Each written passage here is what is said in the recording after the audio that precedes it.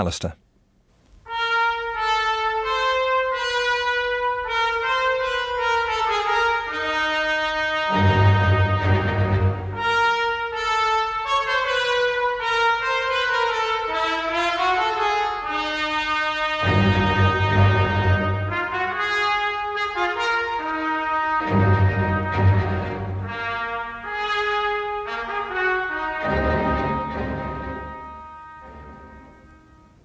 It is quite impossible to say whether this thing really happened.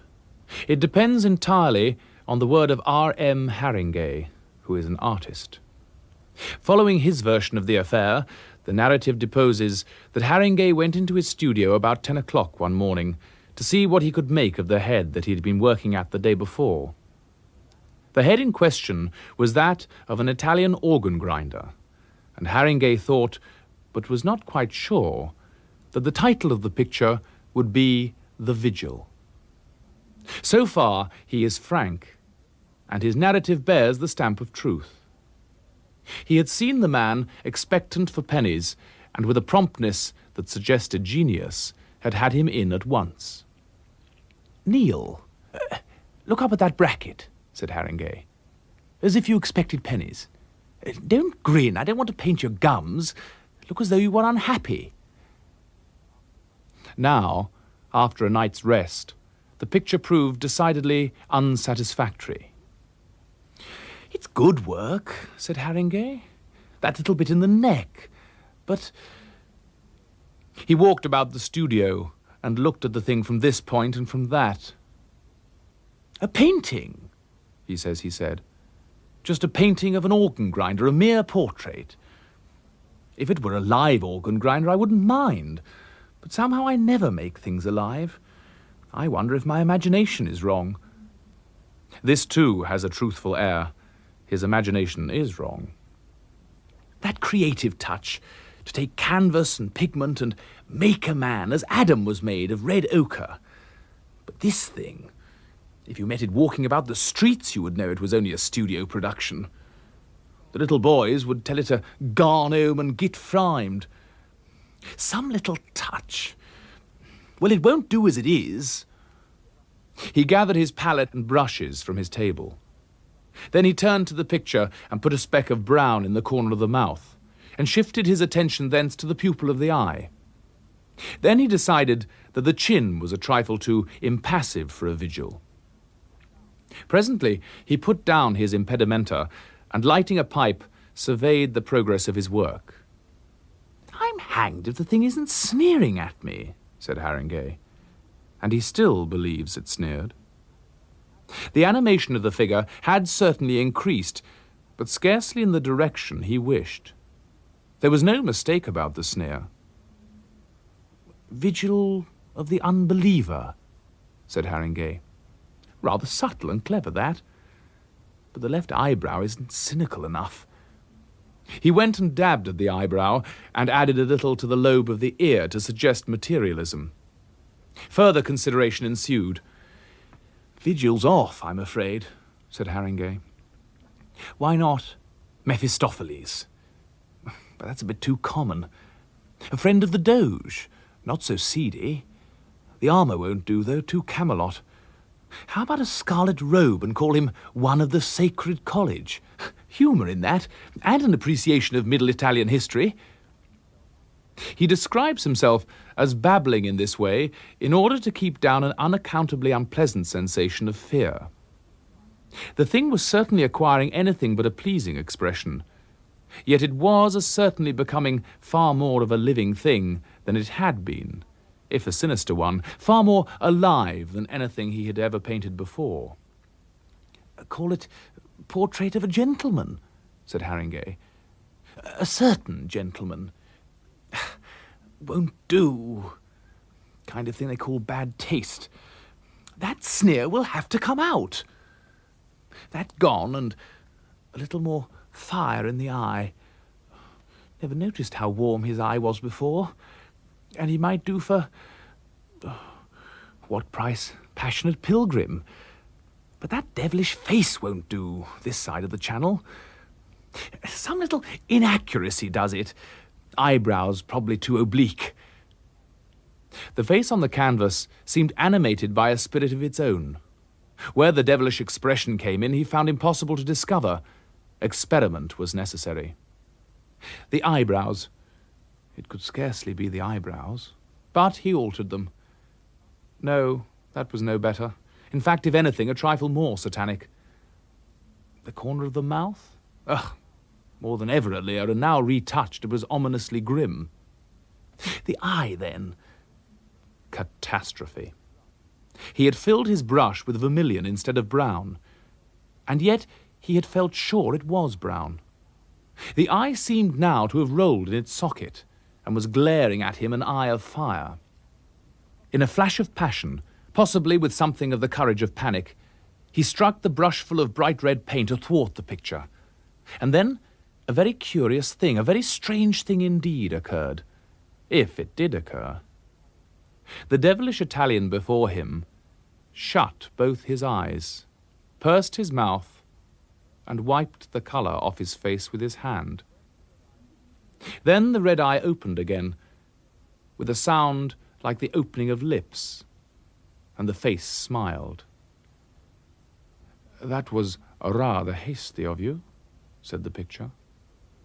Harringay states that, now that the worst had happened, his self-possession returned.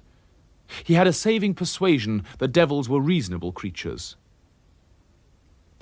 "Why do you keep moving about, then?" he said. "Making faces and all that, sneering and squinting while I'm painting you." "I don't," said the picture. "You do," said Harringay. "It's yourself," said the picture. "It's not myself," said Harringay. "It is yourself," said the picture. "No, don't go hitting me with paint again, because it's true. You have been trying to fluke an expression on my face all the morning. Really, you haven't an idea what your picture ought to look like." "I have?" said Harringay. "You have not," said the picture. "You never have with your pictures. You always start with the vaguest presentiment of what you are going to do. It is to be something beautiful, you are sure of that, and devout perhaps, or tragic. But beyond that, it is all experiment and chance. My dear fellow, you don't think you can paint a picture like that." Now, it must be remembered that for what follows, we have only Harringay's word. "I shall paint a picture exactly as I like," said Harringay calmly. This seemed to disconcert the picture a little. "You can't paint a picture without an inspiration," it remarked. "But I had an inspiration for this." "Inspiration," sneered the sardonic figure. "A fancy that came from your seeing an organ grinder looking up at the window. Vigil, you just started painting on the chance of something coming, that's what you did. And when I saw you at it, I came. I want to talk with you." "Art with you," said the picture. "It's a poor business. You potter. I don't know how it is, but you don't seem able to throw your soul into it. You know too much. It hampers you. In the midst of your enthusiasms, you ask yourself whether something like this has not been done before, and—" "Look here," said Harringay, who had expected something better than criticism from the devil. "Are you going to talk studio with me?" He filled his number 12 hogshair with red paint. "The true artist," said the picture, "is always an ignorant man. An artist who theorizes about his work is no longer artist but critic. Now Wagner—" "I say, what's that red paint for?" "I'm going to paint you out," said Harringay. "I don't want to hear all that tommy rot." "1 minute," said the picture, evidently alarmed. "I want to make you an offer, a genuine offer. It's right what I'm saying. You lack inspirations. Well, no doubt you've heard of the Cathedral of Cologne, and the Devil's Bridge, and—" "Rubbish," said Harringay. "Do you think I want to go to perdition simply for the pleasure of painting a good picture and getting it slated? Take that!" His blood was up, so he planted a dab of vermilion in the creature's mouth. The Italian spluttered and tried to wipe it off, evidently horribly surprised, and then, according to Harringay, there began a very remarkable struggle. Harringay splashing away with the red paint and the picture wriggling about and wiping it off as fast as he put it on. For a few minutes, nothing could be heard but the brush strokes and the spluttering and ejaculations of the Italian. Presently, the paint on the palette gave out, and the two antagonists stood breathless, regarding each other. The picture was so smeared with red that it looked as if it had been rolling about a slaughterhouse. It was painfully out of breath and very uncomfortable with the wet paint trickling down its neck. Still, the first round was in its favour on the whole. "Think," it said, sticking pluckily to its point. "Two supreme masterpieces in different styles." "I know," said Harringay, and rushed out of the studio. In another minute he was back with a large tin of enamel. Hedge sparrow's egg tint it was, and a brush. At the sight of that, the artistic devil with the red eye began to scream. "3 masterpieces! Culminating masterpieces!" Harringay delivered a cut across the demon and followed with a thrust in the eye. There was an indistinct rumbling. "4 masterpieces!" and a spitting sound. Harringay had the upper hand now, and meant to keep it. With rapid, bold strokes, he continued to paint over the writhing canvas, until at last it was a uniform field of shining hedge-sparrow tint. Once the mouth reappeared, and got as far as 5 master... before he filled it with enamel. At last, nothing remained save a gleaming panel of drying enamel. For a little while, a faint stirring beneath the surface puckered it slightly here and there. But presently, even that died away, and the thing was perfectly still. Then Harringay, according to Harringay's account, lit his pipe, and sat down and stared at the enamelled canvas, and tried to make out clearly what had happened. Then he walked round behind it to see if the back of it was at all remarkable. Then it was that he began to regret he had not photographed the devil before he painted him out.